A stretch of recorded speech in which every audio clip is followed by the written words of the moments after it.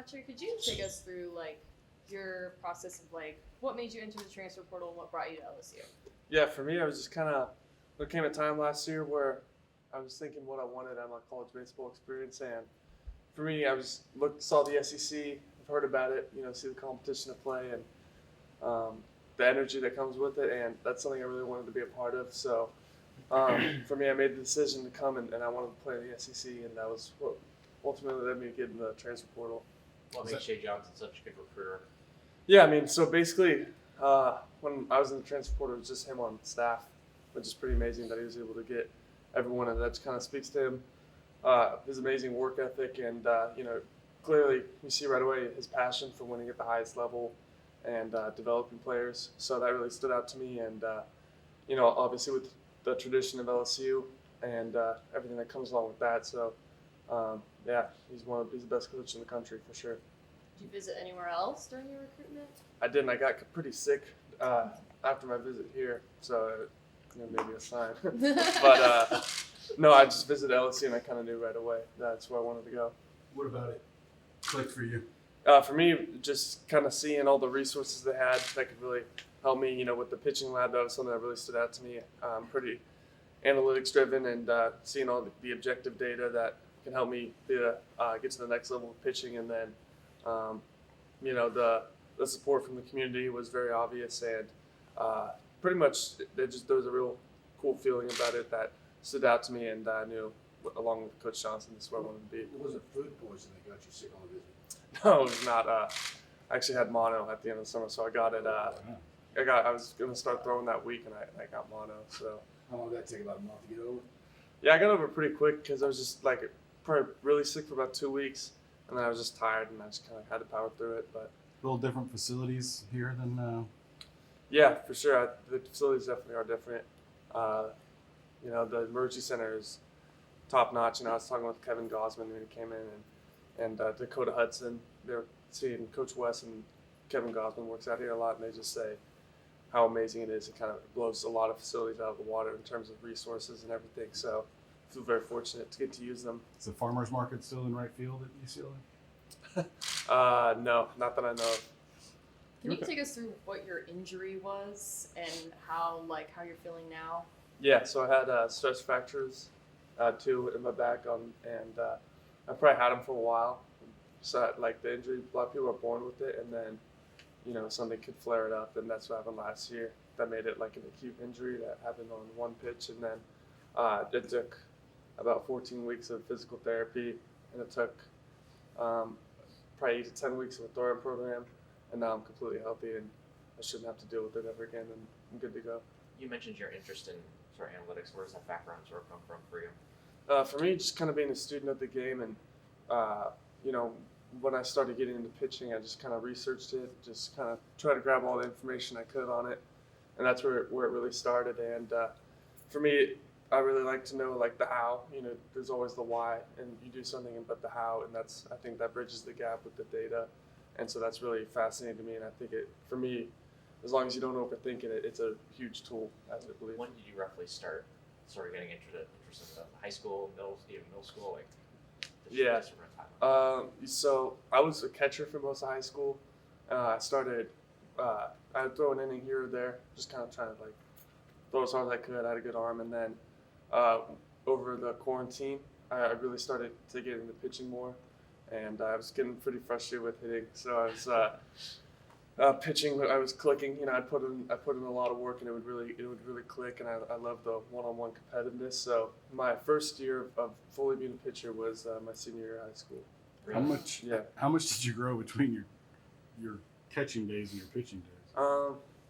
I think I've always been pretty tall. I've been pretty tall, but I definitely outgrew it. I was probably 6'2", 6'3" my beginning of my junior year, and now I'm 6'4". So no crazy growth spurt, but yeah, I've always been pretty tall. Do you feel like that time gave you a little bit better insight as far as what they're looking for around the plate?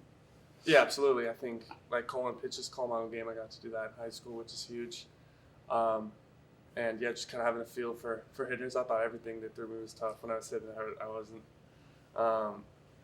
But yeah, no, it definitely helps to be on both sides of the ball, and then you just know hitting's hard. You don't want to give the hitter too much credit at times because they got to hit your stuff, and I think it definitely helps play on both sides of the ball. What do you think are like your strengths right now? What pitches are you super confident in? I feel really confident with my fastball, breaking ball combos. I think those would be really good to me. I feel like confident I can throw them in any count, which is good. And moving the fastball around, and my changeup's taking a big step forward, and just kind of controlling the strike zone. I think I've done a pretty good job of that and making that priority. So I feel really good. I feel like I'm in the best spot I've been. So I feel good. What is it like having guys like Kevin Gosman and former MLB players come in and be able to mentor y'all? That's great. I mean, Kevin Gosman, he was super generous with his time. He was an amazing resource when we got to see him. I came home early over pretty much right after Christmas to come back and train here and just be around the facility and use it. And he was around a lot, and we got to talk a lot. He loves to share his insight, and I know I was super appreciative of that. That was really cool. So during that quarantine in that 2020 year, when you were trying to transform yourself into a pitcher, like how did you sort of work on your pitching? Yeah. Did you have like a mound at home, or did you have a facility you could go to? Like how did that sort of work out? Yeah, we had a mound at home, and one of my lifelong coaches, who I used to catch bullpens for, his name's Jeff Pick. He went back when I lived in Northern California. When I was 10, I would catch bullpens for his high school team, and so I've always been around him. And then he actually would do like his pitching lessons at our house off that mound, so that was pretty cool. Just kind of be around baseball all day, go catch pens, and then throw some bullpens, and then kind of really got more into the weight room at that time, and just kind of really fell in love with the process of pitching and getting better. It's pretty cool. How often were you throwing during those endless weeks? I was throwing a lot. I had no real throwing program, just because I didn't really know any better. So I was just throwing. I love to throw, and when I felt like throwing, I would, and then if I felt like I needed a day off, I would. So it felt like simpler times, So with you being as detail oriented as you are, it sounds like Wes is the perfect compliment for you. Yeah, absolutely. Couldn't agree more. He's helped us in so many ways. Just kind of he's from where we all want to go. He's from the big leagues, and he always says greatness is boring, and that's like having that routine, that process has really helped me, and that's where I get my confidence from. So it's pretty cool. It's very cool to be around him, and I love being around Wes, and he's helped me in so many ways, and the details is very real here.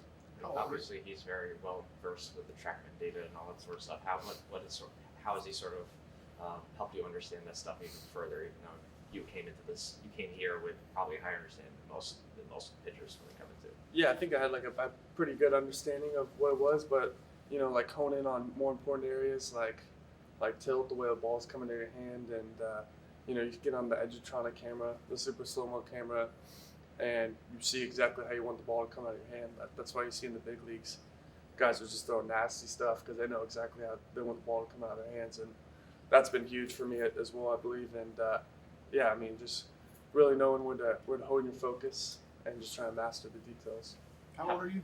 I'm 20. I turned 20 in December. Okay, so for you to already donate your NIL money, it's just a very mature thing to do, right? From a sophomore in college, I guess. Just where does this come from? Have you always kind of been an old soul? Or is it just are you an old soul, or are you not? Yeah, I mean, for me, it goes back to my parents and my dad. I try to be just like my dad. I think if I could be anything like him, I'm be a good man. And he's always installed me too much is given, much is required, and I've kind of taken that throughout my life. And it's always something I've wanted to do is give back, especially with all the support I've gotten from LSU and the community. But that's always something my dad's taught me. He's big on giving back as well. And so that's where I got that from. And when NIL was presented to me over the summer, I was talking with my dad about it, and we're like, this is something I'd really like to do. What's that do? He works in a healthcare company. So what led you to choose? Was it the food bank? Yeah, for me, it was the food bank because I sat down with it for a while and thought about it, and I said, I've never had to worry about where my next meal is coming from, and I just think any way I can help, you don't want anyone to go hungry, and just to help in any way I can there, that would mean a lot to me. And yesterday, when I was working at the food bank, we're filling up the boxes, and it says, family with 3 kids, and then you can feel like maybe I want to hook them up with some cookies or something, and that felt very personal to me, and so that's kind of the personal side where I want to give back to them, and you know, I don't want them to worry about where their next meal is coming from. You seen Coop's knuckleball? Yeah, it's nasty. It's a real knuckleball, and that's fun on TrackMan to look at that. It never really picks it up, but yeah, I think he's like a true 8-pitch pitcher. As a pitcher, how do you feel that? How do you mix that in without tipping it? No, you'd have to ask Coop. Yeah. You want to try the knuckleball? That wasn't a COVID deal? Nah, never crossed my mind. No ethos. Yeah, How are the bats? What are you seeing from your teammates as far as in the box? legit. So much depth, I think, on both sides of the ball, and obviously I spend more time with the pitchers. But you know, I'm watching the scrimmages every day, and I mean, it's a loud offense. The thing I'm most impressed with, which Coach Johnson and Coach Chief, the hitting coach, are so big on, is they don't swing at balls. That's one of their philosophies, and that makes it tough on pitchers. You gotta make a competitive pitch. You know, they're not gonna get themselves out, and I think that's a sign of a really tough offense. And they stay true to their approach. So they kind of have all the traits of elite hitters, as I've seen, getting to face them. So I think it's a great experience to face them. They're just gonna get me ready. You're about to experience something that maybe, I don't know if they went to the postseason last year, but crowds are a little different here. Yeah. I guess just how exciting is that for you? And It's super the exciting. interest. Yeah, super exciting. I can't wait to play for when this place is packed. You know, it's not something I've experienced, and that's a huge reason I came here, is to play packed out stadium. Everyone cheering you on. That's so exciting. So I'm really looking forward to it. What makes Wes so good at in terms of just sort of explaining everything and sort of doing it all in a pretty personalized manner, so it's more digestible for a particular pitcher. Yeah, that's a great question. Yeah, so it's super individualized with every pitcher. You know, that's at times you see like a cookie cutter, you know, umbrella way to develop pitchers, but that's certainly not the case with Wes. You know, he says he's got 21 different plans for every pitcher, and he knows your strengths. He gets to know your personality. He wants you to pitch your personality, and you're gonna attack your strengths, and whatever weaknesses you have, we're gonna go at that too. And so I just think, you know, the relationship that he builds with every pitcher really helps with that.